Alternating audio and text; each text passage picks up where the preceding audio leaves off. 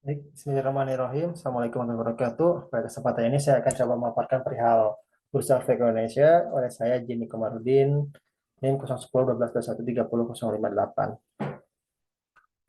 Dalam kesempatan ini saya akan membahas perihal Bursa Efek Indonesia yang diantaranya adalah pengertian Bursa Efek, sejarah perkembangan Bursa Efek, tugas Bursa Efek Indonesia, instrumen Bursa Efek, cara kerja Bursa Efek, dan jenis-jenis pasar di Bursa Efek. Kini investasi telah menjadi tren sebuah aktivitas yang umum dilakukan oleh sebagian masyarakat, didorong oleh perputaran dana yang dapat menjadikan seseorang investor mendapatkan keuntungan baik dalam jangka pendek, menengah, maupun jangka panjang. Banyak cara yang dapat dilakukan oleh para investor untuk menanamkan modalnya, misalnya saja saham, obligasi, kripto, dan lain-lain.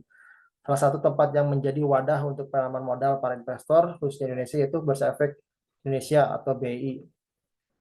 Bursa efek dapat disebut juga sebagai pasar dalam berinvestasi. Lantas apa sebenarnya yang dimaksud dengan bursa efek? Untuk memahami lebih lanjut perihal bursa efek, kita akan coba menjelaskan mengenai pengertian hingga tugas-tugas dari bursa efek Indonesia itu sendiri. Pengertian bursa efek menurut bursa efek merupakan pasar yang bergerak di bidang jual beli efek atau bisa dibilang sebagai tempat yang menyediakan sarana dan sistem untuk membuat suatu perdagangan saling berinteraksi. Berdasarkan Kamus Besar Bahasa Indonesia, Bursa Efek adalah pusat perdagangan surat berharga dari perusahaan umum. Oleh sebab itu, dapat dikatakan bahwa Bursa Efek bisa diartikan sebagai tempat jual beli surat berharga. Bursa Efek menurut para ahli dan undang-undang pasar modal, menurut Marzuki Usman, bahwa Bursa Efek adalah suatu wadah atau titik pertemuan antara broker dan reseller untuk melakukan transaksi jual beli sekuritas, saham, dan obligasi. Kemudian ada Hoslan menyatakan bahwa Bursa Efek merupakan perusahaan yang peran utamanya adalah melakukan segala aktivitas perdagangan efek di pasar sekunder. Kemudian menurut Undang-Undang Pasar Modal Nomor 8 Tahun 95 bahwa Bursa Efek adalah sebagian yang mengatur dan menyediakan suatu sistem atau sarana untuk menggabungkan penawaran untuk melakukan transaksi jual dan beli di bagian lain yang bertujuan untuk bertukar sekuritas di antara mereka. Kemudian ada sejarah Bursa Efek Indonesia, di mana pasar modal atau yang dikenal dengan Bursa Efek telah lahir jauh sebelum Indonesia merdeka. Telah ada sejak zaman kolonial, tepatnya pada tahun 1912 di Batavia, didirikan oleh pemerintahan Hindia Belanda untuk sebuah kepentingan pemerintahan kolonial. Sejarah perkembangan modal di Indonesia dapat diuraikan secara singkat sebaik berikut, yaitu pada tanggal 14 Desember 1912, Bursa Efek pertama dibangun di Batavia oleh pemerintah Hindia Belanda. Kemudian 1418, Bursa Efek yang berada di Batavia tutup karena adanya Perang Dunia I. Kemudian pada 25 tahun 2542, Bursa Efek yang berada di Jakarta dibuka kembali bersama dengan Bursa Efek yang berada di Semarang serta Surabaya.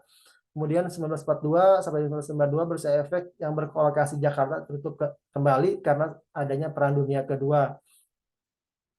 Tahun 1952, Bursa Efek diaktifkan kembali dengan Undang-Undang Darurat Pasar Modal 1952 yang disahkan oleh Menteri Kehakiman Lukman Wiradinata dan Menteri Keuangan Profesor Dr. Sumitro Jayahadikusumo di Jakarta. Instrumen yang diperjualbelikan saat itu adalah obligasi pemerintahan RI. Kemudian tahun 1956, program nasionalisasi perusahaan Belanda, Bursa Efek semakin tidak aktif. Tahun 1956, 1977, peragaan di Bursa Efek vakum. Kemudian 10 Agustus 1977, Bursa Efek dibuka dan diresmikan kembali oleh Presiden Soeharto. Bursa Efek Jakarta berjalan di bawah naungan Bapepam, yaitu Badan Pelaksana Pasar Modal. Pada tanggal 10 Agustus dirayakan sebagai hari ulang tahun pasar modal. Dengan kembali hadirnya pasar modal ini ditandai dengan terbuka perdana PT Semen Cibinong sebagai emiten pertama. Selanjutnya tahun 1977 sampai 1987 perdagangan di Bursa Efek sangat lesu, jumlah emiten hingga tahun 87 mencapai 24. Banyak masyarakat lebih memilih produk jenis perbankan dibanding instrumen pasar modal. Kemudian tahun 87 ditandai dengan hadirnya paket Desember atau Pakdes 87 yang memberi sebuah kemudahan bagi para pengusaha untuk melakukan penawaran umum dan para investor asing menanamkan modalnya di Indonesia. Tanggal 16 Juni 89, Bursa Efek Surabaya BES berjalan diatur perseroan terbatas swasta oleh PT Bursa Efek Surabaya. Kemudian tanggal 2 Juni 1988, Bursa Paralel Indonesia yang disingkat BPI mulai berjalan dan dikelola Persatuan Perdagangan Uang dan Efek. Sedangkan organisasinya terdiri dari broker dan dealer. Desember 88 pemerintah merilis paket Desember 88 yang tujuannya mengejar kemudahan perusahaan untuk perdana serta kebijakan lain yang baik untuk pertumbuhan pasar modal. Kemudian tahun 88 sampai 90 paket deregulasi di bidang perbankan dan pasar modal dilanjutkan, pintu BEJ terbuka untuk asing, aktivitas bursa terlihat meningkat. Kemudian pada 13 Juli 1992 swastanisasi BEJ Bapepam berubah menjadi Badan Pengawas Pasar Modal, tinggal ini diperingati sebagai hari ulang tahun Bursa Efek Jakarta. 22 Mei 95, sistem otomatisasi perdagangan di BEJ dijalankan dengan sistem komputer JATS atau Jakarta Automated Trading System. 10 November 95, pemerintah merilis Undang-Undang Nomor 8 Tahun 95 tentang pasar modal. Undang-undang mulai berjalan sejak tahun 96. Tahun 95, Bursa Paralel Indonesia merger dengan Bursa Efek Surabaya. Kemudian tahun 2000, sistem perdagangan tanpa waktu dijalan di pasar modal Indonesia. Tahun 2002, BEJ telah menjalani sistem perdagangan jarak jauh atau remote trading. Kemudian tahun 2007, penggabungan Bursa Efek Surabaya ke Bursa Efek Jakarta dan berubah nama menjadi Bursa Efek Indonesia atau BEI. Kemudian ada tugas-tugas Bursa Efek Indonesia, yaitu menurut Ciptono Darmaji dalam buku bank dan lembaga keuangan lainnya, Bursa Efek ini memiliki dua tugas utamanya, yaitu sebagai fasilitator dan sebagai pengawas. Sebagai fasilitator, Bursa Efek memiliki tugas diantaranya yaitu menyediakan sarana untuk jual beli efek, membuat peraturan yang berkaitan dengan kegiatan di bursa, berwenang untuk membuat catatan semua instrumen efek, kemudian melakukan upaya yang proses likuiditas instrumen, melakukan transparansi terhadap seluruh informasi bursa. Sedangkan tugas Bursa Efek sebagai pengawas yaitu berperan penuh memantau seluruh transaksi efek, berperan sebagai mencegah terjadinya kecurangan, kebohongan harga, mempunyai kewenangan untuk menghentikan perdagangan ketika menemukan bukti pelanggaran yang dilakukan oleh emiten, kemudian memiliki hak mencabut efek ketika menemukan pelanggaran aturan tertentu. Instrumen Bursa Efek. Dalam Bursa Efek kita bisa menemukan banyak sekali jenis surat berharga yang setiap hari diperjualbelikan, di antaranya adalah saham, kemudian obligasi, lalu ada reksadana, ada juga exchange traded fund atau ETF, ada juga derivatif, dan efek berangguan aset EBA, yaitu merupakan surat berharga yang diterbitkan oleh penerbit berdasarkan aset keuangan yang dialihkan kreditur asal. Adapun cara kerja Bursa Efek yaitu prioritas harga dan waktu.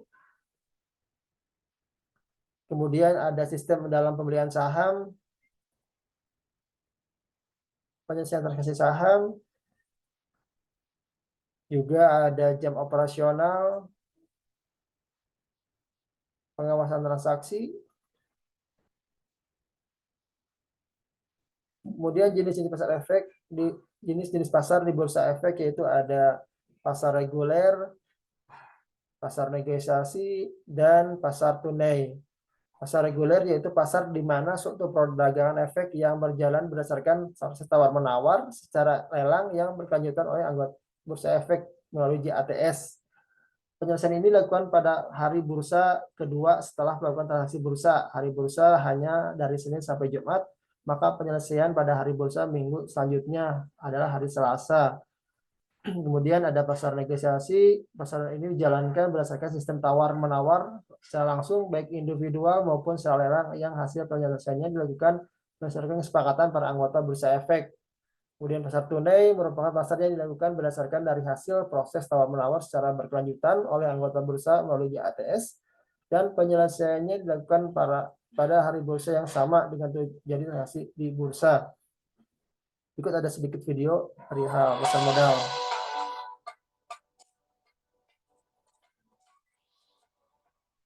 Sekarang, saya akan menemani Anda untuk lebih mengenal tentang pasar modal dan pihak-pihak yang terlibat. Tidak berbeda dengan pasar tradisional, supermarket atau mall, di mana ada pedagang, pembeli, dan proses transaksi jual beli. Hanya saja, Produk yang diperjualbelikan di pasar modal adalah saham, obligasi, sukuk, dan reksadana. Pasar modal merupakan wadah yang mempertemukan emiten sebagai pihak yang membutuhkan dana dengan investor sebagai pihak yang menyediakan dana. Apa itu emiten? Emiten adalah suatu pihak atau perusahaan yang menawarkan efeknya kepada masyarakat investor melalui penawaran umum dengan tujuan agar mendapatkan sumber pendanaan melalui wadah pasar modal yang menawarkan efeknya seperti saham, obligasi, dan sukuk. Namun, ada beberapa hal yang harus Anda perhatikan sebelum proses transaksi jual beli terjadi. Emiten harus mengungkapkan data perusahaan secara lengkap dan menyeluruh sebagai persyaratan agar investor memiliki kepercayaan untuk membeli saham dari perusahaan tersebut. Selain itu, emiten juga mempunyai kewajiban untuk memberikan laporan keuangan perusahaan secara berkala agar diketahui investor. Kewajiban emiten ini yang nantinya menjadi hak bagi para pemegang saham atau investor.